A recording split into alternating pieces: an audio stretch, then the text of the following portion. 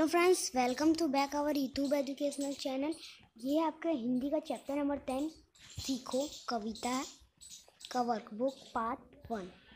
Question number 1, नीचे दिए गए विकल्पों में से सही विकल्प चुनकर रिक्त स्थानों की पूर्ति कीजिए।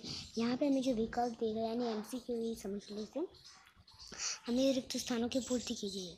जैसे कि हमेशा हंसते रहने की सीख हमें फूल देता है, विनम्र होकर रहने की सीख हमें हवा का झोंका देता या देती है, जगने और जगाने की सीख हमें सूरज देता है, स्वदेश के लिए तड़प कर मरने की सीख हमें मछली देती है या फिर देता है, हमेशा उन्नति करने की सीख हमें पानी देता है।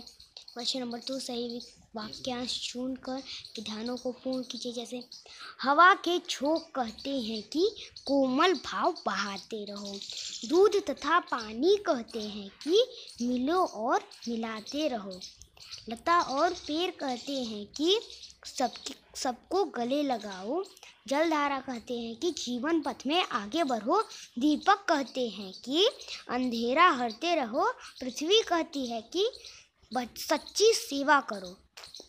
क्वेश्चन नंबर 3 यहाँ पे मैचिंग है आपका।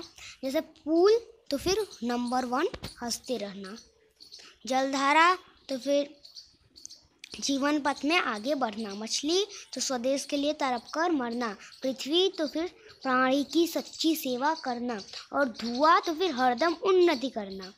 क्वेश्चन नंबर 4, निम्नलिखित प्रश्नों के उत्तर 1-2 शब्दों में लिखिए।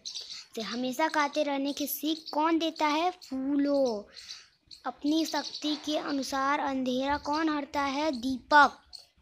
हरदम ऊंचे चढ़ने की शिक्षा किससे मिलती है? धुएं। निम्नलिखित शब्दों के 2-2 समानार्थी शब्द लिखिए। तो हमें 2-2 लिखने हैं।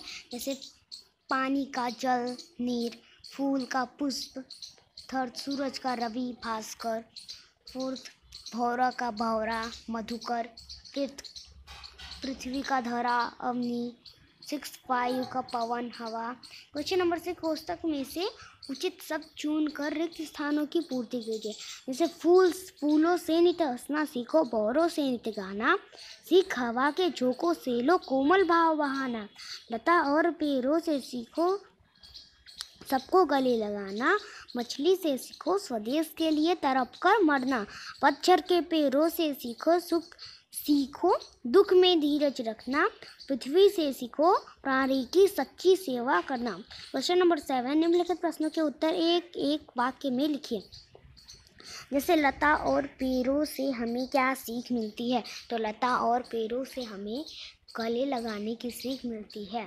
सूरज की किरणों से हमें क्या सीख मिलती है? सूरज की किरणों से हमें जगने और जगाने की सीख मिलती है। दुख में हमें क्या करना चाहिए? दुख में हमें धीरज रखना चाहिए। क्वेश्चन नंबर 4, धुएं से हमें क्या सीख मिलती है? हमें धुएं से हमेशा ऊंचे बढ़ने की सीख मिलती है। अब इसमें आपको जैसे शब्द कोश में लिखना है। जैसे पहले आएगा आपका अंधेरा, फिर आएगा कोमल, ऐसे आपको सारे करने हैं। फिर आएगा आपका जीवन, फिर आपका नीत और फिर शीश आएगा। क्वेश्चन नंबर 2 आपका होमवर्क है।